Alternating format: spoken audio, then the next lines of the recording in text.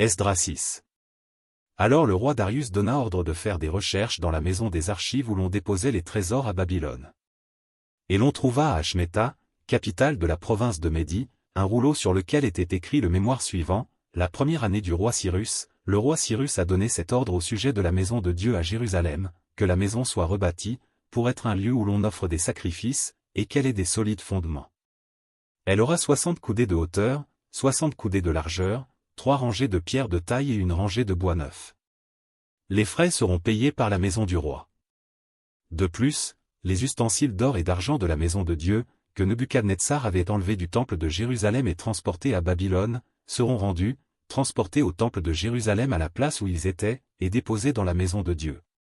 Maintenant, Tatnaï, gouverneur de l'autre côté du fleuve, Shethar-Boznaï, et vos collègues d'Apharsach, qui demeuraient de l'autre côté du fleuve, tenez-vous loin de ce lieu.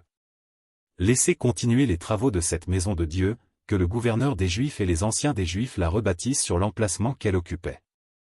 Voici l'ordre que je donne touchant ce que vous aurez à faire à l'égard de ces anciens des Juifs pour la construction de cette maison de Dieu: les frais, pris sur les biens du roi provenant des tribus de l'autre côté du fleuve, seront exactement payés à ces hommes, afin qu'il n'y ait pas d'interruption.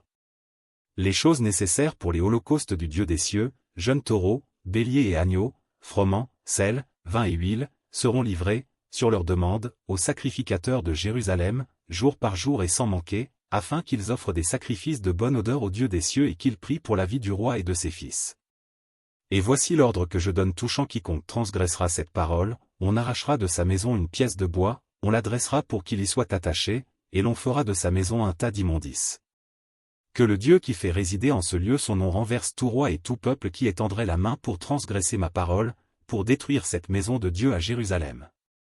Moi, Darius, j'ai donné cet ordre. Qu'il soit ponctuellement exécuté. Tatnaï, gouverneur de ce côté du fleuve, Shethar-Boznaï, et leurs collègues, se conformèrent ponctuellement à cet ordre que leur envoya le roi Darius. Et les anciens des Juifs bâtirent avec succès, selon les prophéties d'Agé, le prophète, et de Zacharie, fils d'Iddo, ils bâtirent et achevèrent, d'après l'ordre du Dieu d'Israël, et d'après l'ordre de Cyrus, de Darius, et d'Artaxerxès, roi de Perse. La maison fut achevée le 3e jour du mois d'Adar, dans la 6e année du règne du roi Darius.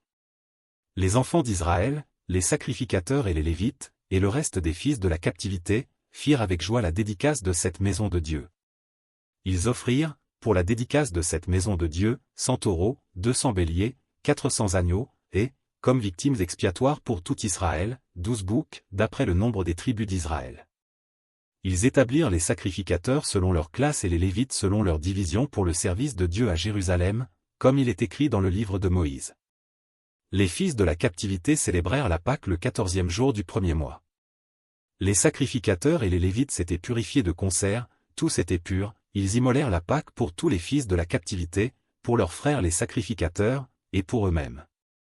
Les enfants d'Israël revenus de la captivité mangèrent la Pâque, avec tous ceux qui s'étaient éloignés de l'impureté des nations du pays et qui se joignirent à eux pour chercher l'Éternel, le Dieu d'Israël. Ils célébrèrent avec joie pendant 7 jours la fête des pains sans levain, car l'Éternel les avait réjouis en disposant le roi d'Assyrie à les soutenir dans l'œuvre de la maison de Dieu, du Dieu d'Israël.